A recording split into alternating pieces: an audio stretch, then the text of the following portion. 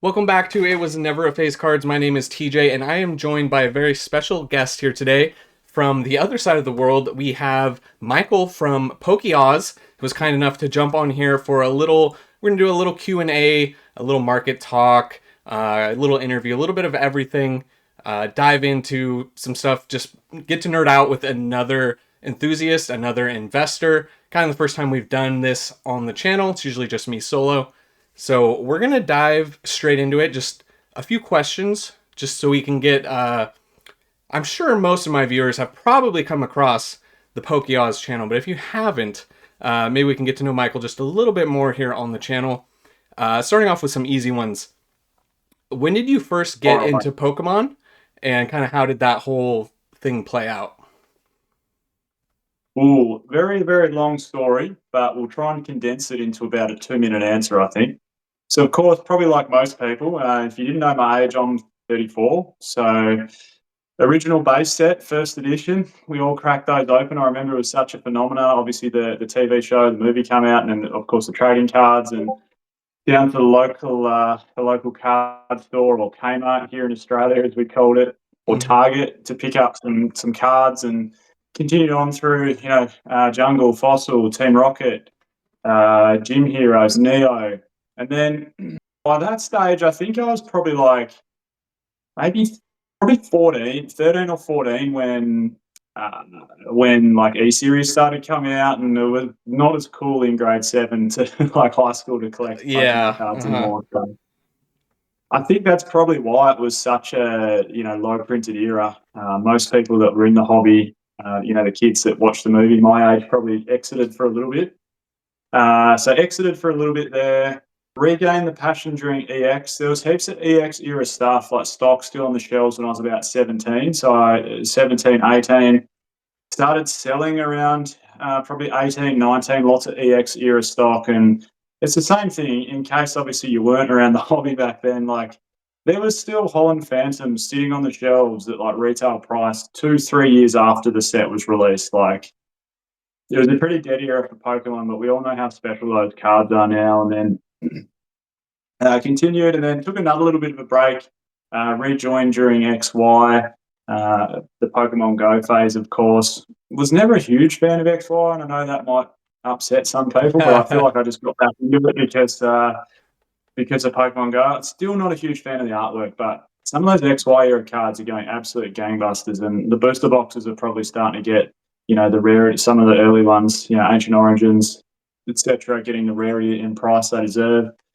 And then after opening copious amounts of Pokemon cards, booster boxes, buying cases when I was 18, 19, ripping, selling, I thought it was finally time to collect sealed and keep a lot of it, or as much as I possibly could, sealed. And like most people, it was probably around that late 2019, early 2020 phase is when I started keeping it sealed. So it might be behind me here. I think I've got the earliest set. Burning Shadows, I think, is there, and there's a few other Sun and Moon sealed boxes there. Cosmic Eclipse, Unified Minds, Unbroken Bonds. Of course, no team up. Such a shame. Right. Ever since then, the journey continued with, of course, starting the channel about, would have been about nearly 2 years ago now. I think April. So in 2 months' time, it's been 2 years that the channel's been up and going. Nice. Well, perfect. Yeah, and congratulations too on your success of your channel and everything too. Obviously, seems like that kind of actually tailors into my next question. I was going to ask, what led you to investing, but you kind of tailored the whole thing right into it. I would say to carry off of that, you got into like why a little bit, but why do you invest? What it seems like you led towards the sealed collecting and now the sealed investing, but why go to the sealed investing? Like for me, I wanted vintage slabs. I want that Shining Gyarados first edition PSA 10, which obviously I cannot afford. All the Grail chase cards that I can't afford, and I was losing, thousands of dollars ripping packs. I realized quickly it's a lot easier just to hold on to some of these boxes, and then maybe down the road I can finally get, some of those cards that I want. That's what I invest to collect is my goal. It's not to like retire off of or to make a ton of money off of. And I do enjoy it, but so going back to you, why the investing? Or is it just collecting sealed that led to investing or Pretty much. But like okay. late 2019, it still wasn't a massive thing, Pokemon card investing, like late 2019. Like you Googled it. Like if you just Googled Pokemon card investing late 2019, you were lucky to find like any information. Like it was still, there might have been a couple of YouTube videos talking about investing in trading cards, and there might be Pokemon thrown into the mix. Whereas now you Google Pokemon card investing and you get everything. There's obviously Reddit forums. There's probably hundreds, if not thousands, of YouTube content creators now, and it seems new ones are popping up. And YouTube algorithm is, drip feeds them into our, homepage. You'll see, Mm-hmm. new content creators on there. But going back to 2019, there was like next to nothing, and I wanted, essentially, it started as sealed collecting. You're right. Like I bought that Burning Shadows booster box, is probably the first box I got, and I bought some Hidden Fates Elite trainer boxes, and then I got into, of course, the Unified Minds and Unbroken Bonds and Cosmic Eclipse, and I just thought, you know what, this is cool to keep sealed. And prior to that, you can probably see them over my right shoulder.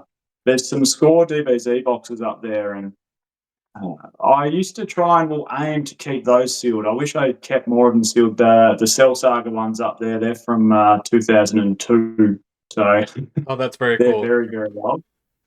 Yeah, I used to aim to keep those sealed, but never could. Like I just got the itch to open them. So I was like, nah, I'm done. Like you said, you end up opening so many packs and getting burnt one too many times. It's Yeah. almost like the gamble. You just go, like, right, I'm just gonna buy the cards I want now. And I want to keep a booster box of every set sealed. And then it almost become like a little bit mainstream. 2020 hit, and of course, the world went into lockdown. And there was all the content creators like Logan Paul, of course, doing the first edition base set box opening, and everything just went ballistic in price. Like not only cars, houses, but trading cards in particular. Like it went bonkers. Like first edition base set booster boxes selling for unheard of amounts, and every booster box, EX era booster boxes that I used to buy cases of for a thousand Australian dollars, which is like $600 US. Let alone a case, an individual booster box of like EX Power Keepers or Holland Phantoms or Dragon Frontiers. Oh, like they just went to the absolute moon as well. They were, 20,000, 30,000 US a box, and that's when I just decided, hold on, like maybe there's a little bit of method to the madness here. And I started with Sword and Shield base in terms of like actual cases of booster boxes, and I thought I'm just, pretty much if it's a lackluster set, I was going to buy a couple of booster boxes. And if I thought it was a good set, as in it had good chase cards and maybe good potential to go up in value in the future, that's when I was buying a case or two of the booster boxes. So that's essentially where it started, getting burnt one too many times and deciding to what started as a sealed collection. And that's what's behind me. Like, and you've got it behind you as well. It's something to be proud of, and I keep working on it and getting more boxes. And as each new set comes out, there's a new one that goes on display there. Like, I'm just as much a sealed collector as I am an investor. Mm-hmm. But yeah, there's still a few cases of booster boxes tucked away. I'm certainly not as big as some of the others in the world, though, like Yeah. the Rudies of the world. Oh man. Yeah. Nobody could compare to Rudy. What a goat he is. I was kind of a little bit different with my sealed approach because just not that I didn't appreciate the boxes, but these were just investments, right? And I only cared about the slabs or the singles. And then once I started having these for a while, and I was like, well, actually, they're kind of cool. And so it kind of, I was not a sealed collector, and now it's kind of like, okay, well, if I'm gonna sell some, I'm definitely keeping some like forever in my collection, kind of thing. So that's something that's creeped in for me. Do you collect any singles at all, or is it like what ratio? Are you like 20% singles, Oh, 80% sealed? I think that's probably where we differ. I can tell you're a massive slabs collector, and you mentioned the Shining Gyarados. that is one of the nicest Pokemon cards ever made. That's a huge grail. Like that card in a PSA First Edition 10. Yeah, yeah. It's a, But no, I've got a fair few Watsy Hollows in a folder, and part of my display here again, it's over the right shoulder. These are ones I pulled when I was a kid, so they're just base set first edition. So I got the Venusaur, the Blastoise, sorry, unlimited edition, not first edition, and then I never pulled the Charizard as a kid, but I did pull the Team Rocket Charizard. So the three original starters are up here. It might be a bit hard to see for people watching, but they're there. But no, like I don't. I occasionally treat myself to a card that I want because I enjoy the artwork. And a friend of mine, very good friend, in fact, one of my best mate. We rip cards just for the fun of it. Like I don't really film it or put it on the channel, but we ripped a fair bit of Crown Zenith the other night and pulled the Gold Giratina, oh, which got us nice. up and about. Yeah, no, that's a great pull right there, for sure. To answer your question, percentage wise, nah, like it would be 95-5. Okay, I appreciate the singles. I like the artwork. I'll buy the odd card that I like. Other than that, it's just all sealed. interesting. Okay, Whereas no, I reckon you're nearly a bit the other way. no, I know this is a bit deceiving. It might be a little bit deceiving. I'm probably, honestly, it's probably 70% sealed, 30% singles. I don't do a lot of Yep. like it's not single investing, or I like to grade cards though too. And I've sold on eBay, selling some PSA 10s, making some profits and stuff. But most of if I'm buying a PSA 10, it's just to stay in my collection. But most of what I have is sealed, like because I want that shining Gyarados in a 10, and I think the last sold, the first edition was like 11 grand, and I want to have that someday. So that's where I've been putting my focus in, and eventually maybe that might shift a little bit, and I'll end up having more into singles. But right now it's actually mostly into sealed, believe it or not. So yeah. That's the hardest part with singles, though, because I don't know about you, and I don't know about the viewers watching, but I get very attached to singles.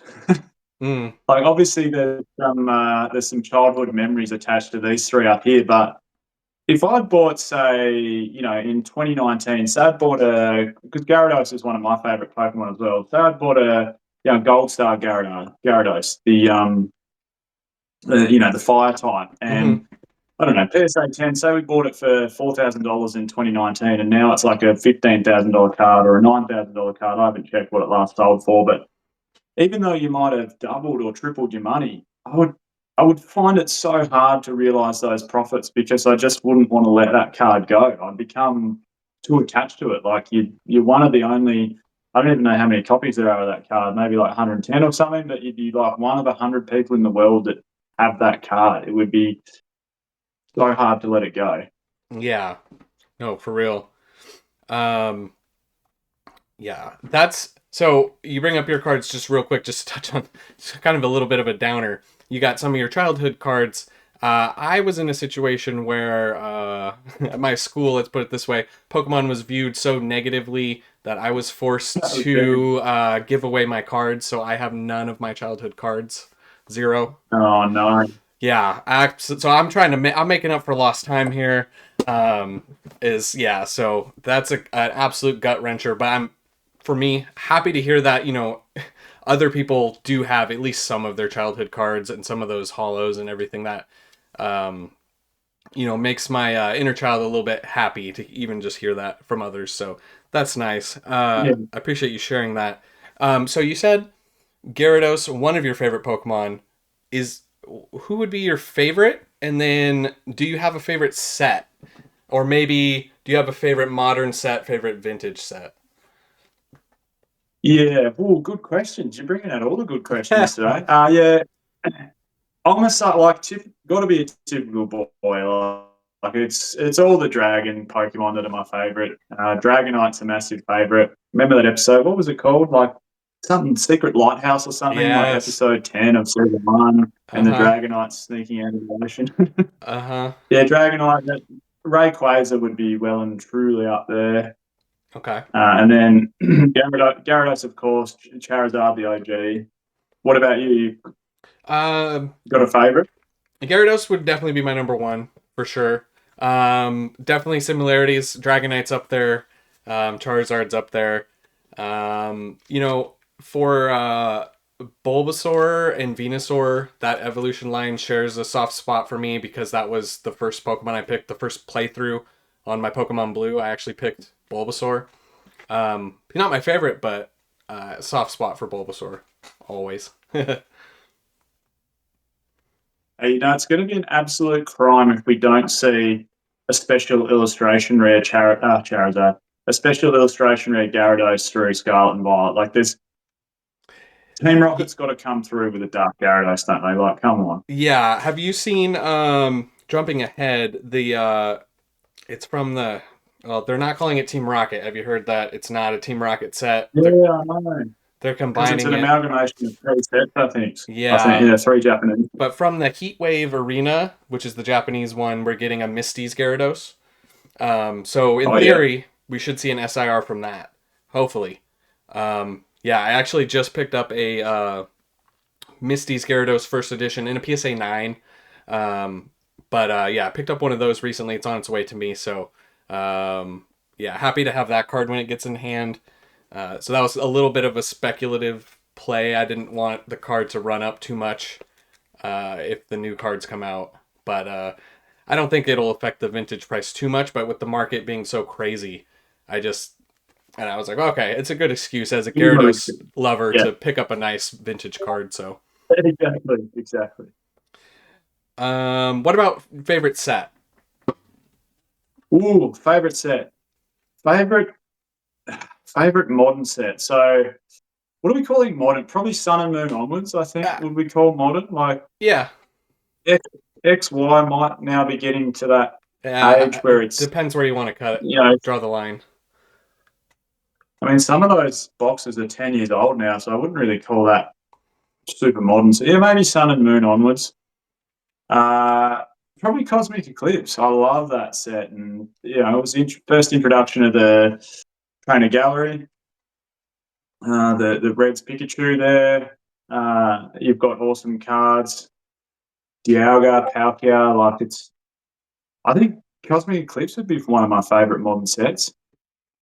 Okay. But I do love some of the depth of the illustration rares we're seeing in some of these Scarlet and Violet sets. Like, how good's Paldea Evolved? I know it doesn't have massive heavy hitters. Like, obviously that Magikarp's a pretty strong card, but if you just go through like all the illustration rares and actually pay attention to them, there's like some phenomenal artwork in that set. And Yeah.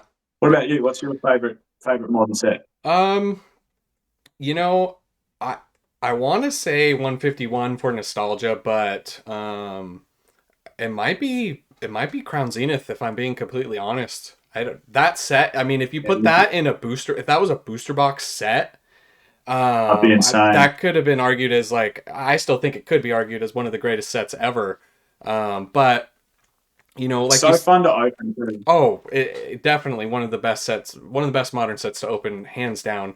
And I would say piggybacking off of the SV era, what you were saying about the illustration rares, it's kind of a sleeper set. It's not my favorite, but I like Paradox Rift a lot. I think that's deep with illustration rares as well. Not always the most Mm. popular Pokemon, but some really great art. I like Paradox as well. Steelix, yeah, Steelix Oh kills you in yeah. it. Mm-hmm. Yeah, and you realise that, like, when you're opening, because when my mate and I did the Crown Zenith opening, we also opened some Paldean Fates, and then we opened some Fusion Strike and like some Chilling Rain, and it's just like you can open 20 packs of Fusion Strike, 20 packs of Chilling Rain, and get a couple of these, and that's it. Whereas if you open 20 packs of Crown Zenith and 20 packs of Paldean Fates, it's so much more fun to open. Like, Mm-hmm. yes, it's all in on Fusion Strike or Chilling Rain. You could get lucky and pull an alt art that's worth heaps of money, but you could also get lucky, well, like we did, and pull the gold Giratina, which is still worth pretty good money. But yeah, I don't know, mate. Like, I don't think the investing side of it really cares about that. Like, you look at Evolving Skies. We all know how I watched someone open an Evolving. Like, it was literally 2 days ago on YouTube. Someone opened an Evolving Skies booster box. They got like four Vs out of the whole box, and like two of them were Garbodor Vs. Uh, man, it's I just was just not. It's like, not worth it. man. I was like, that is so rough. Whereas you open, like you said, if Crown Zenith was a booster box set, you open 36 packs of that, and at least you're getting some fun, like some enjoyment out of it. Like you feel like you're getting some money's worth. Whereas, then look, it's an interesting one because I don't know if the investing and the price, people don't really seem to care that much about, what the average return per pack is, so to speak. Yeah, But yeah, interesting one, isn't it? it is. Moving on, we'll get a little bit more to like a little more current topics, and I think it's interesting to see if there's any difference between like the U.S. market and the Australian market. I kind of wanted to ask, what was your Prismatic Evolutions launch like? Like, how was that over there? I'm assuming, just a guess, it's gonna be essentially the same. Really rough. Can't really get anything. Um, I mean, were you? I think I see a prismatic ETB behind you, so you were able to get something. Yeah. So that worked out. But Yeah, how bad was it really? not good. Like I couldn't secure a case. Like I wanted a case, so I wanted 10 Elite Trainer boxes, but couldn't get one. I was lucky. I pre-ordered six through EB Games down here, which is probably Australia's biggest. But then they shot an email out like maybe late December, early January, stating that if you hadn't pre-ordered prior to November 6th, 2024, you won't receive your Elite Trainer boxes until June. Oh wow. So I was lucky. I pre-ordered them like November 2nd, so I got all of mine straight up, and they weren't a bad price. It was still EB Games is a little bit expensive. Like maybe they're $10.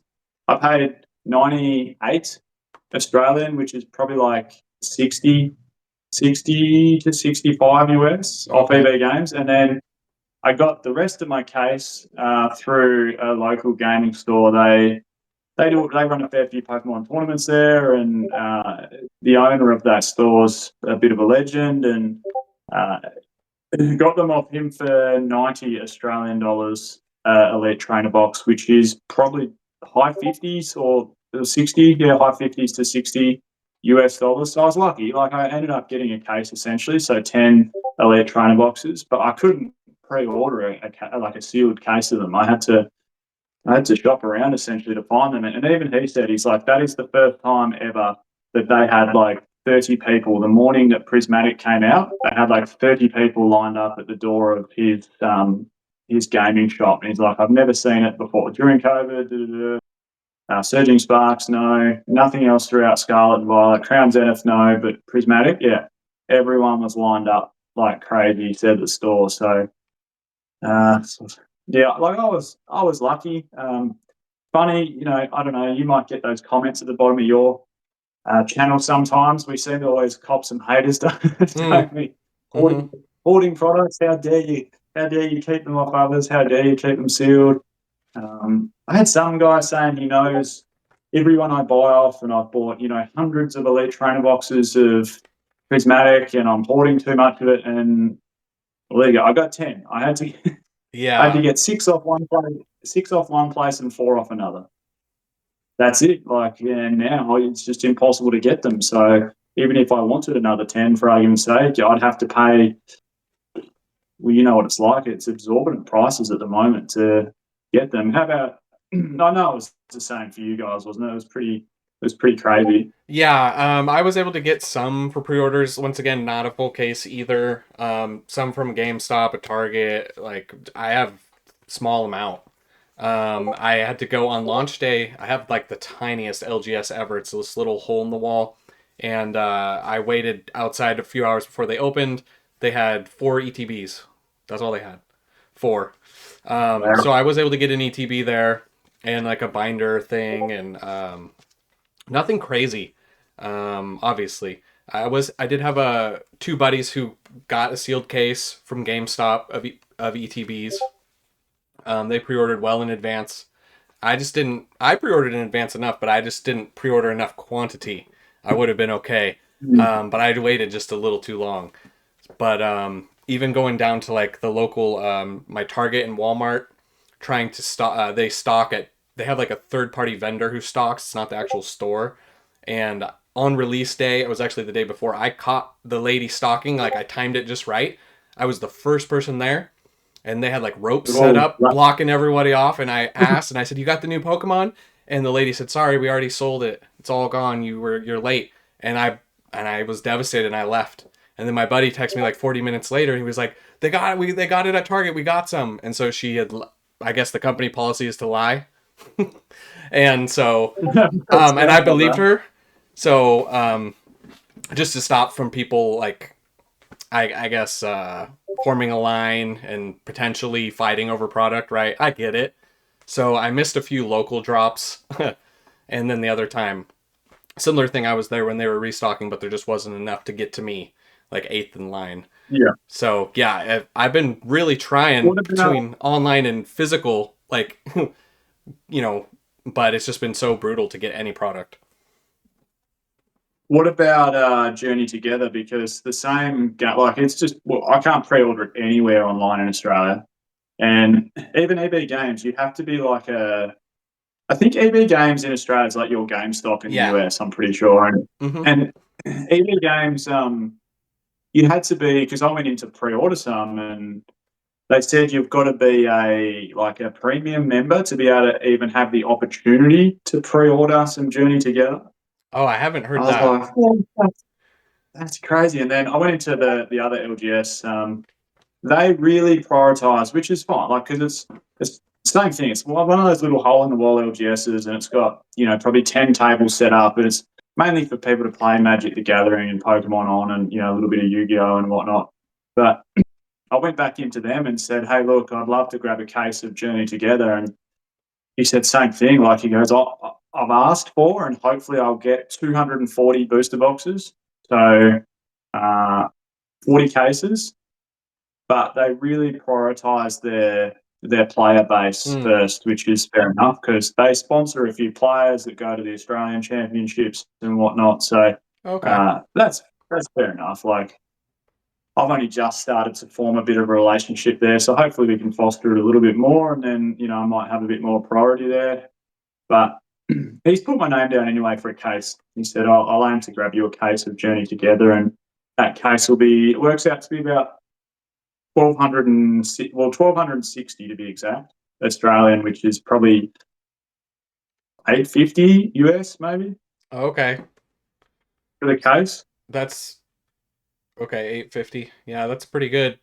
That's not bad. I for so Journey Together, at least on the Pokemon Center side, they did, and I'm West Coast too. So they when they dropped these Pokemon Center pre-orders, it was at like 5 a.m. my time, and so by the time I was actually up, it was all gone. Yeah, So I missed all the crazy. Pokemon Center. I was able to get just one case, a booster box case, from an online retailer. It was at MSRP, which is 161 a box, which is fine. At least I was able to get something of Journey Together. It's not. It's not my. It's one of those sets where it's kind of like how you were saying earlier. I'm not getting a ton of. Like I wouldn't get too much more than maybe a case, maybe two at the most. Kind of saving for Team Rocket personally is where I would like to. Well, in theory, I'd like to put more money into it if I can even get any product. That's going to be the dilemma. So even if I have money saved, does it really matter?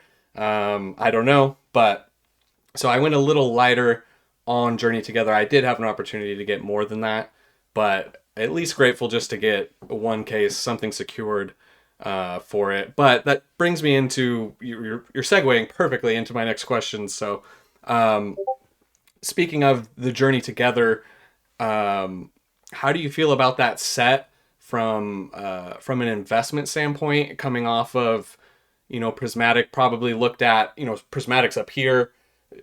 Journey Together, it's not going to be Prismatic. It's going to come down. It's got to be a little bit of a downer set. Some people don't like it. Like I said, it's more mid, upper mid for me. There's some great looking cards in it. I like the Articuno. I like the Whale Lord card a lot, art wise. But the other trainers in it just don't do much for me. But what's your thoughts on it from either collecting or investing perspective? Well, this is where we need to not get caught up in Groundhog Day because you got to remember back, and I remember back when Battle Styles was released. Vivid Voltage, Darkness Ablaze, then Vivid Voltage, and then we must have had a holiday set, did we, thrown in the mix? Maybe Shining Fates Mm-hmm. between the two of them, and then Battle Styles is the next booster box set come out. And Shining Fates was crazy too. Like, obviously, it's not as good a set as Prismatic Evolutions, but there was just that massive pump for Pokemon, and it was not only was there huge or massive increases in demand, but there was also supply issues because every industry in the world was having supply issues at that time. Yeah. Mid to late 2020, and then when Battle Styles come out, when was it? Early 2021. Like, that was inflated too, and everyone looked at it. And you look at the set, and you go, okay, there's a sleeping Tyranitar, there's new game mechanics which will be good for players inside it with single and rapid strike. But same thing, like, it was really really hard to get at pre-launch or pre-order, and you had to pay like to get some retail price like around that 150 US mark, and you still look at it now and you go, well, if you'd done that, that wasn't the greatest investment, was it? Because you still haven't made any money off it.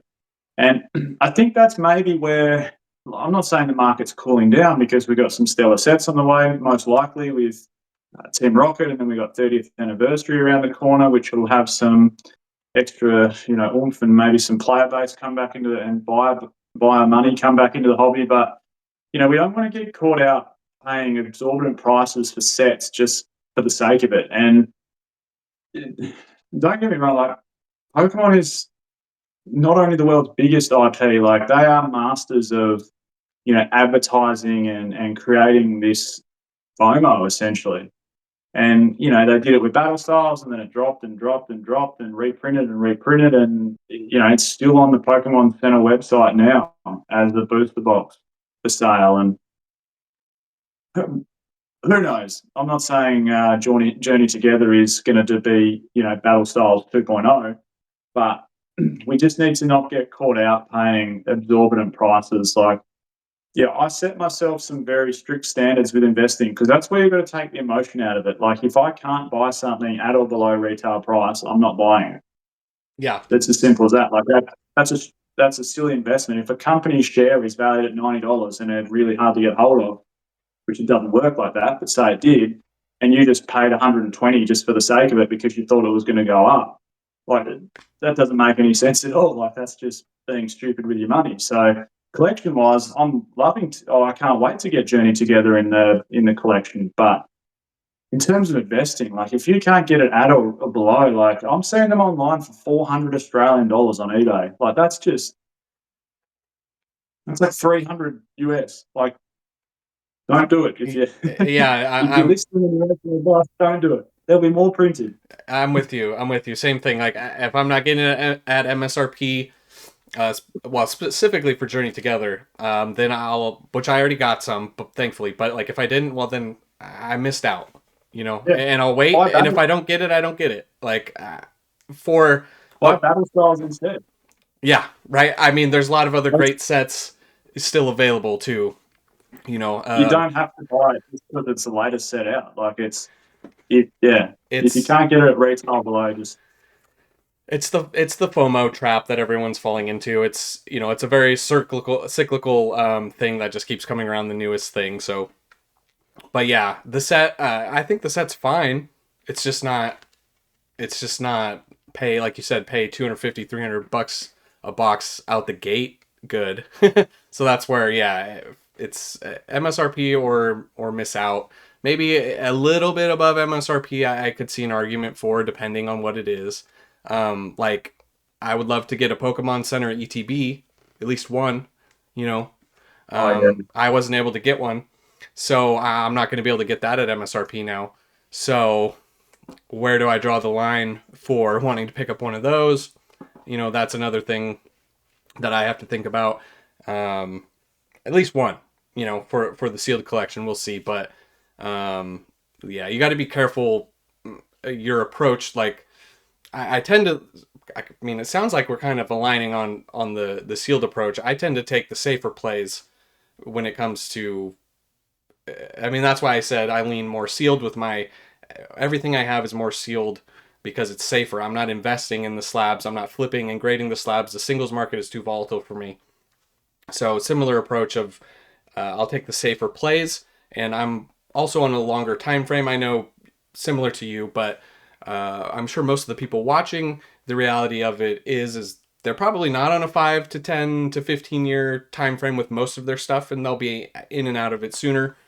So that's where you definitely would um, probably want to make sure you're really focusing on your price points. But if you get something like you said at Battle Styles, if you got that Battle Styles back at MSRP, at release, but you're on a 5 to 10 year window, while you may be hurting now, in 5 to 10 years, you, in theory, should be doing okay. So that's kind of the same logic that I'm applying to Journey Together to a certain extent. They're not the same, but kind of where I'm going with it, if that makes sense. Yeah. Yep. Agree. Let's see. Let's talk about something that I feel like it's kind of controversial, extremely controversial, obviously. But I wanted to talk about it's kind of twofold. Talk about the scalping in general, and then the people commenters can say there's a very thin line between scalping and investing, right? And that we saw it with PokeRev addressed it in one of his videos recently, saying he didn't directly say it, but he kind of said Pokemon investors are the new problem. Like this is their. He said it in a way, I don't know if you saw that video. He kind of was like, well, this is kind of what's happening. Everyone's hoarding these boxes, and that's where all your product is. So I'd love to get your perspective on are we the problem as investors? And where do you draw the line between what is scalping and what is investing? Yeah, well, I think it's a pretty clear line in the sand for me. People can disagree if they want to disagree, but I've certainly got my position on it, and my position is pretty simple. If you're going in somewhere and purchasing something with no intention to open it and literally put it online the next day or that afternoon to try and make quick money off it, that is literally the definition of scalping. You're buying someone else's product and you're trying to make money off it straight away. Like, end of story. And you're probably the same. If you ever do videos on it addressing or like doing an opinion video, you're always going to get, 90% of people probably agree with me because like it's my audience, but you're always going to get that 10% that don't agree. And that one thing you realize pretty quickly in life, don't you, particularly when you get into your 30s, is you're not going to please everyone. If you change your view or change your opinion, all you're going to be doing is pleasing different people and upsetting other people. So you might as well stick to your guns and stick to your position. See, I have this idea that if everyone opened everything that came out straight away, there's no, like, other than the singles, there's no sealed or opening nostalgia. Like, that's disappeared. It's gone. So, and I'm not saying we're heroes because we're keeping stuff sealed. That's not what I'm saying at all. But I'm saying if everything was open, let's hypothetically, every single product was open because that's what people say should happen. You couldn't scalp it and it should all be open straight away. So you can enjoy the cards, whether you're 8 years old or whether you're 60 years old. But like I was saying, that completely takes away the ability to ever have that ability to open them in the future and enjoy some level of your past and relive that nostalgia. And look, there's got to be a bit of a premium on that. We all know how hard it is to keep things sealed.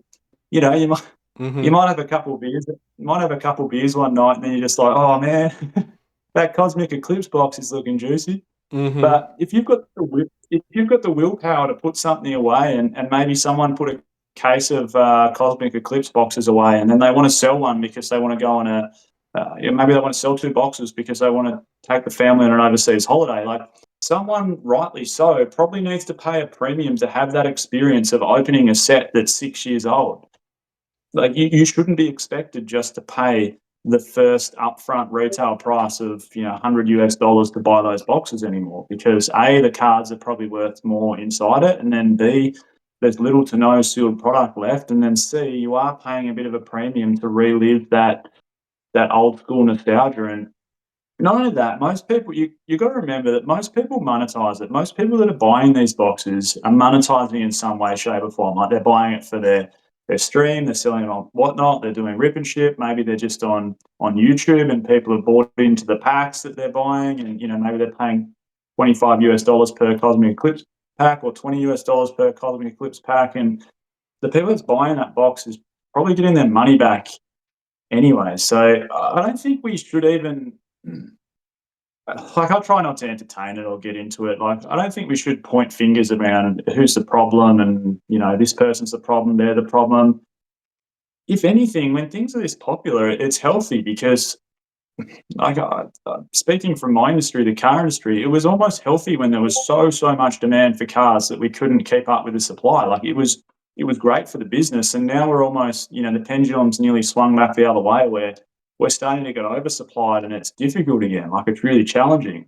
I think I would rather it this way than the other way, where there's just a plethora of products and everything's worth nothing. I don't know. Like, it's Mm-hmm. what are your what's your thoughts on it?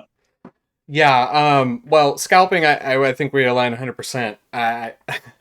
It is just funny when you see people saying, like, oh, well, you investors are just long-term scalpers. But yeah, I'm with you 100% on that. Like, especially when it's, the glaring, I'm going in just to buy all this out, and now it's here. Come take it now Sure. at 3 times the price, and it's available immediately. I don't consider that investing. Um, at all. That's that is what they're taking advantage of the situation because we're in a high demand, extreme bull market right now. And I'm not condoning it, but like people need to make money. I get it, and it brings when there's this amount of money and this amount of attention brought into anything, it really just brings out Right. the worst in people. And you got to understand there's people coming in who don't even know anything about Pokemon cards, right? They just know, oh, I go in and buy them and I flip them. So yeah, the scalping thing is a problem. Um, and when it comes to the investing, at least from my perspective of being attributing to the, if you want to call it, the problem of why we don't have boxes readily available, I don't think it's the average investor by any means. Your average investor, from polls I've ran, from other Reddits, Discords, the average investor has a few boxes. You know, um, 100%. not not Rudy pallets. Not cases and cases and cases. And like when I have cases, like yeah, I have some cases. Like I once again, I'm not saying I'm not big, I'm not little. I'm more than your average, I would call it. Obviously, a little more dedicated than your average, for sure. But I don't think pulling some cases off of the market and holding on to them, if the market is that fragile, that it ruins the market from some people doing that, then the market wasn't healthy. And I think Pokemon has to address that. I think the product should be, using Prismatic. I think it should be available and cheap enough. Maybe before this boom, you saw a lot of Scarlet and Violet era boxes in the 80s, high 70 US dollar range. Before this, not that long ago, it really wasn't that long ago. Those boxes were too cheap. They shouldn't have been that cheap. Maybe we should have been somewhere in the middle. But we swung so far. I don't think that it's the investor to blame. But obviously, being here as an investor, I feel like it might be easy for me to say that, and I do sympathize with the common person, and I get why they would say that. We're here. We have our boxes on display. We have cards on display, and we're the easy target. I feel, but I don't think that's the main issue with what's going on. And not really one to point fingers and throw blame to any specific person either, but we're just in a I think it's it's the perfect storm of, there's a lot more social media, like you said, there's more content creators than ever. There's more eyeballs on everything. Rip and shipping is at an all-time high. There's just more demand, and the Pokemon company's not meeting it. And everyone wants to do the Spider-Man meme of they're all blaming each other. Everyone's pointing fingers, right?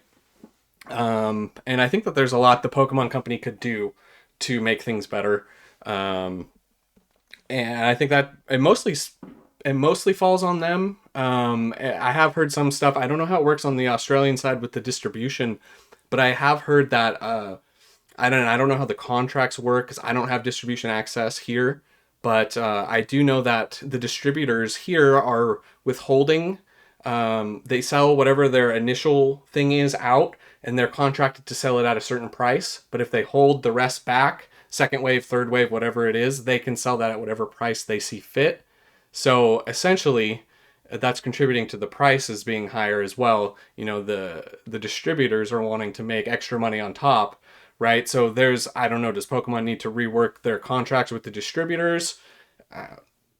There's a lot of things there. I tend to say that it's a Pokemon company issue before blaming a consumer of the product, right? So that's kind of my take on it. There needs to be maybe some regulation in that space, really. Yeah. Yeah, for sure. I'm not sure. I'm not sure if that's the case in Australia. I can certainly speak from the industry I'm in. Yeah, we've got some very strict regulations around motor car prices and like wholesalers from the Australian brands to the dealerships, which is it's the same supply chain as everything filters down from the top, doesn't it? From production to warehouses to distributors or wholesalers to stores. It's the same with new Hmm. Toyotas, but there's some very strict regulations around wholesale pricing and retail pricing, and us, both the wholesalers, which is Toyota Australia, and the dealerships, which is us, not being able to price gouge essentially. So it Yeah. stops that. Creates wait times in periods of high demand, but and look, I don't think that would even be too bad. Like if there was some look, the secondary market's the secondary market. People can do what they want on there. If you want something straight away, you might have to pay for it, but you might have to pay a little bit more for it. But if there was maybe some regulations around that, so like you said, no price hiking from the wholesalers, and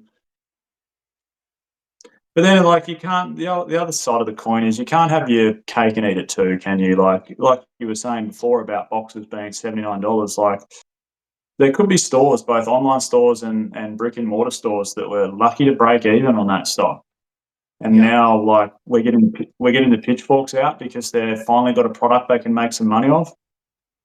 Like it swings and roundabouts. You can't have your cake and eat it too, can you? You just got to enjoy the ride. Like people need to stop getting so Yeah. uptight about it. Essentially, and enjoy the ride. Draw your own line in the sand. Like I have, I won't buy a product if it's don't buy Journey Together at $300. Yeah. Just buy Battle Styles for half that price. Yeah, no, it's been absolutely crazy. It has been kind of nice. It does feel like it's calmed down, but for me at least a little, just off of the prismatic hype. Just a little, enough to breathe for a moment, but also it does feel like Pokemon, especially if you're plugged into the Japanese side, if you're pairing, you got your releases, the pace in which they're pumping this stuff out, English, Japanese, it's just like every month we got new sets, and it's just like unrelenting.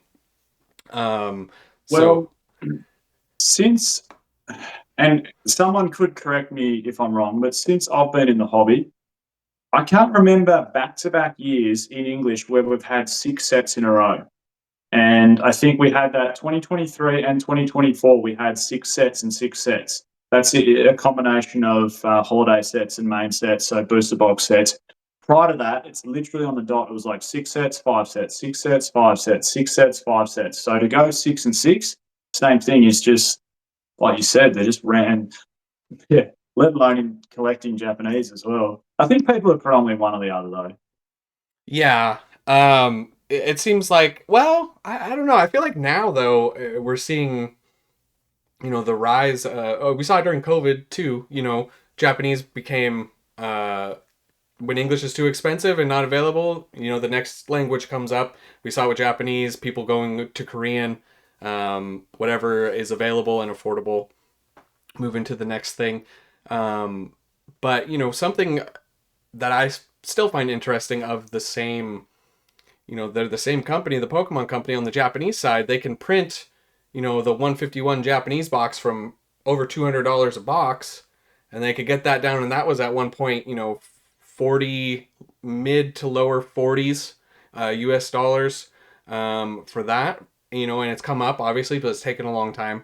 So they are able to, at least on the Japanese side, print to demand, and that was when that came out. That wasn't just the Japanese market consuming that either. That's the whole world was consuming the Japanese 151 because it was the only thing released at the time.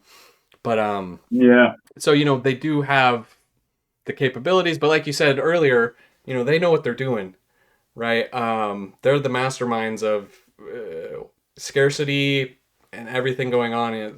They're the ones making the money. So um, yeah. yeah, and that recent announcement that they made about them gonna print more prismatic and stuff, that was nice and all, but it's like, how much are they gonna actually be able to ramp up the printing capabilities? Because that's not an overnight thing.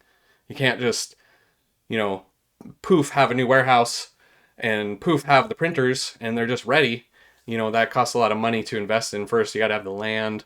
It's a whole thing. So I don't know how long, or if that was even.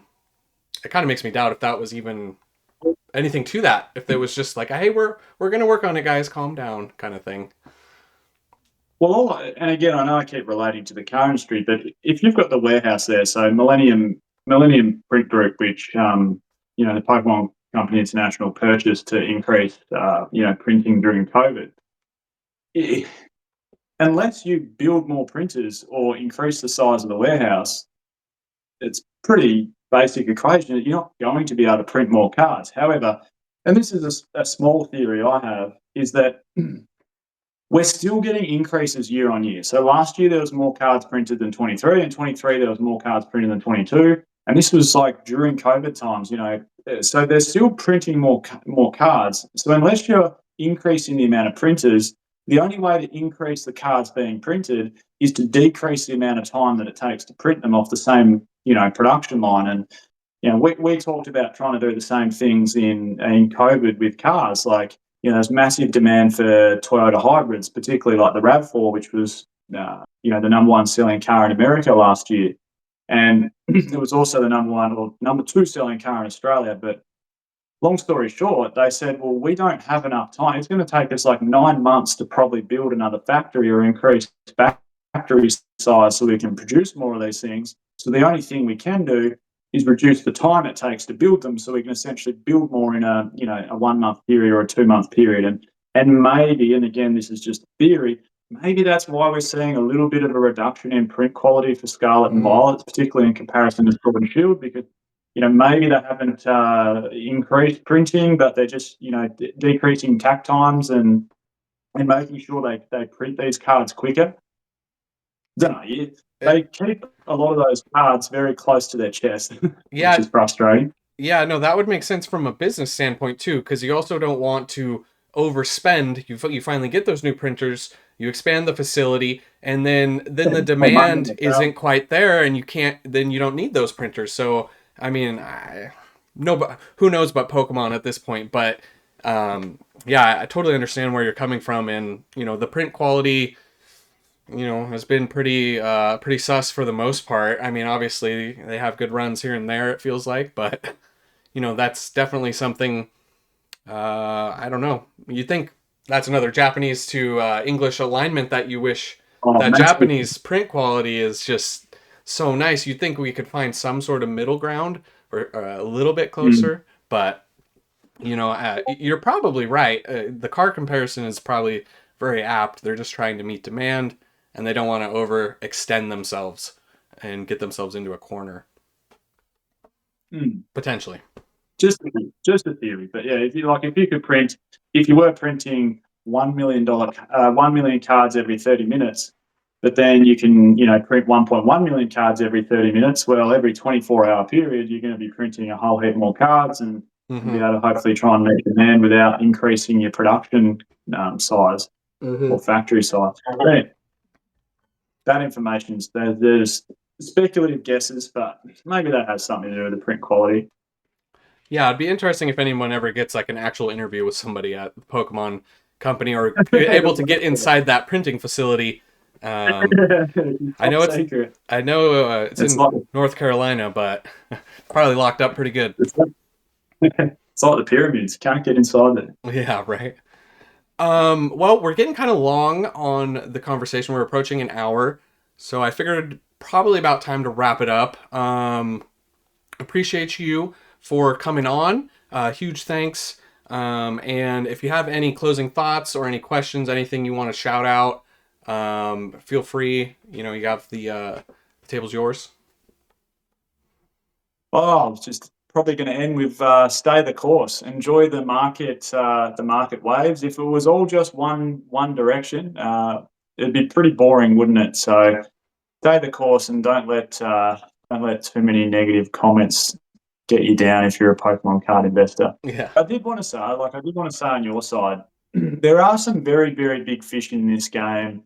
A lot of people that like to keep private about it maybe don't have YouTube channels that are spending a lot of money on Pokemon cards. But you're right, the average investor is not. I don't think they're getting that much. Like they might get one or two boxes, and then sometimes, like I said, they could have a couple of beers one night and it gets the better of them. And whether it's 6 months after they bought them with all good intentions to keep them sealed, end up opening them. Like the average investor isn't buying that much product, I don't think. So stay the course is my final message to everyone. Perfect. Agreed. I think that's a great way to end it. So yeah, that's gonna do it for this one. Thank you so much for watching. I'll catch you guys in the next one. And remember, it was never a phase. Hey guys.